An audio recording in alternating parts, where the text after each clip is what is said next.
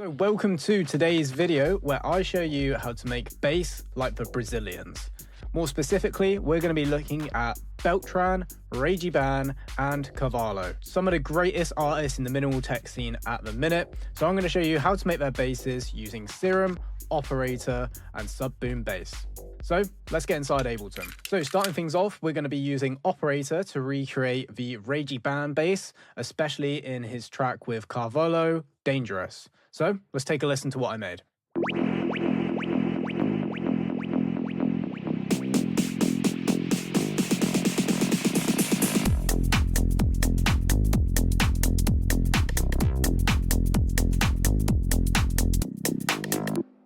So any of these style of basses has to be matched with that very familiar rolling eighth note bass. Now they all have their own kind of unique ways and different. Now each artist has their own unique way of doing this. What I find with Ragie Ban's music is he pretty much sticks to one note and then occasionally goes up or down throughout the scale, typically towards the end of a phrase. So you can see here, end of 1 bar phrase, I've gone slightly up, and a 2 bar, I've gone slightly down. This note up here is to create that nice pluck that you often hear where he drives the envelope up and then it drops down instead of gradually going up towards the end of the phrase and then back down to position. It has a nice flow to it, like the upwards position of a sine wave. And then I've done like a little motif riff on the end. Now, making this bass line is very, very simple, especially with Operator as well. So what we need to do for this one is we need to grab an insert of Operator, and then we're going to go down to Oscillator 1, and we're going to change this to a saw wave. We're going to then bring this down 12 in the transposition, and to give it a real nice low end rumble, I'm going to bring down the coarse to 0.5. If you really wanted to get some extra weight in the bottom end, then change the modulation matrix to non-FM, which is the one where they are all horizontal. And then you could add in a sine wave. Next, we're going to sort the filter. So we're going to bring the frequency down. We're going to change the clean to an OSR or MS2, so we can add in some filter drive. We're then going to add some envelope. And we're also going to add a resonance. Now, for this Ragie Ban style of bass, we want to add some width to the bass, but not add width by detuning, and with chorus, give it a more kind of natural feel. So the easiest way to do this is if we go Command G on Operator, go down to the chain section, and we're going to create another chain. So on the first chain, we're then going to go and grab a utility, and we're just going to put that one straight in mono. So we go back onto there and place this one in mono. On chain 2, we're then going to go and grab the align delay, which causes the Hawes effect, which is exactly what we want to add some width to the bass. And on the right side, I'm just going to up 3. We're then going to grab our utility, take that out of the second group that we just added, and then change this to bass mono. We can then individually tweak this second layer with the frequency, the resonance, and the envelope.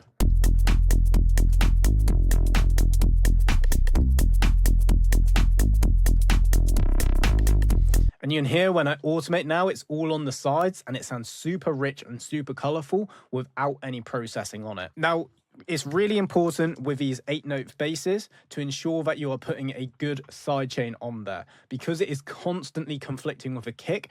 It feels very static if you don't have any sidechain on there. So I would recommend either One Knob Pumper, which is a very aggressive sidechain plugin, or I would recommend setting up a ghost kick and then setting up a sidechain compressor. This is actually the best way to do it, although it's a little bit more time consuming than relying on something like One Knob Pumper or Kickstart. And it's easy as that for the Ragie Ban one, and all the other ones we're going to have a look at are just slight variations of this. So with that being said, let's take a listen to the Carvahlo one, which was made with Sub-Boom bass.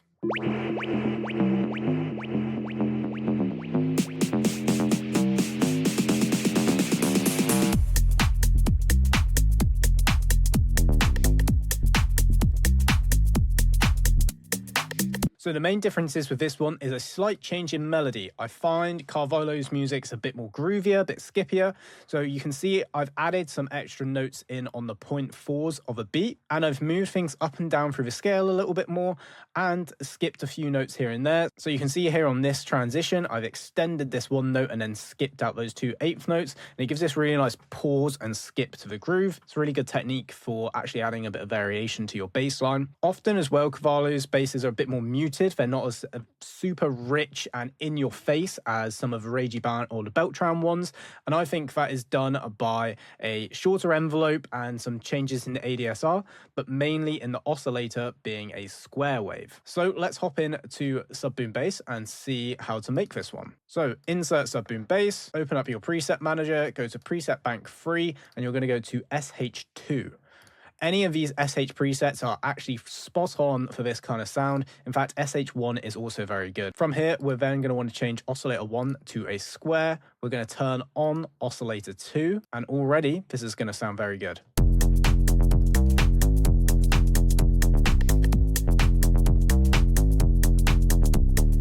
Very rich, very colorful. That's kind of what you want. But if we want that more muted tone like I did in the example, all we're going to need to do is bring down the sustain in our filter, bring down the cutoff and bring down the envelope, and then just tweak to taste.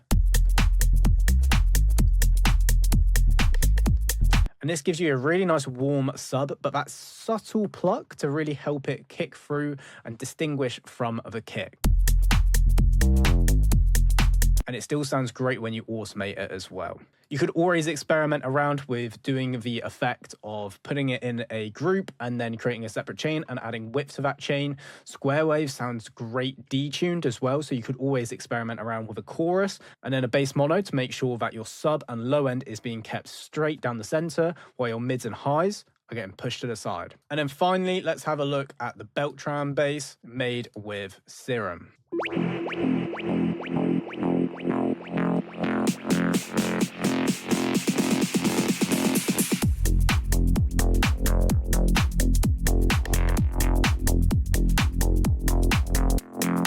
So this one is even simpler on the melody front. It is literally just one note. That's all it is. I've skipped one note out on the end to get this nice pause effect. Sometimes Beltran does that in his tracks.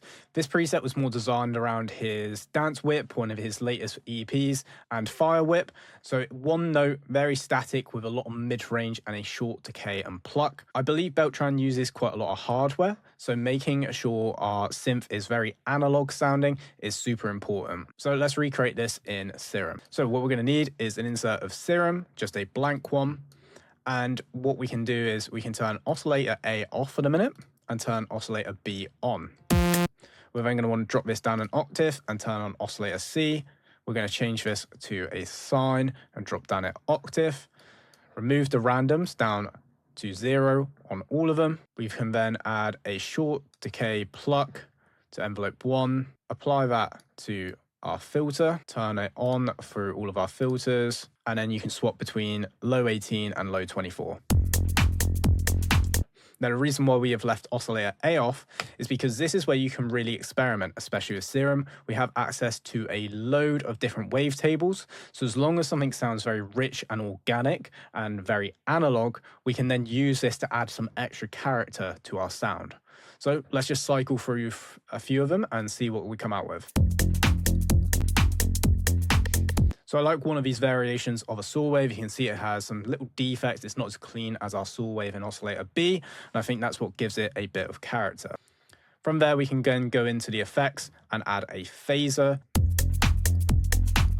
And we can just dial this down to taste. And that's what's giving it that kind of movement, especially when we open up our filter. And then play around with some of the filter settings with resonance, drive, and fatness for your desired sound. And as previously mentioned, sidechain is imperative on this bass because it is literally one consistent note.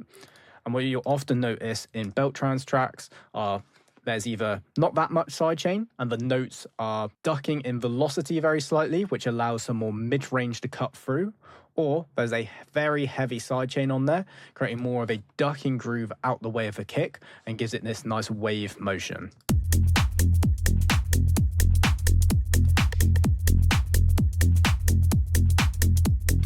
So there you go. I hope you found this video super useful. Remember, all the presets are down below in the project file. Make sure to save them into your own Ableton. I'm sure they'll come in handy as this bass is super popular. And I'll see you in another video very soon.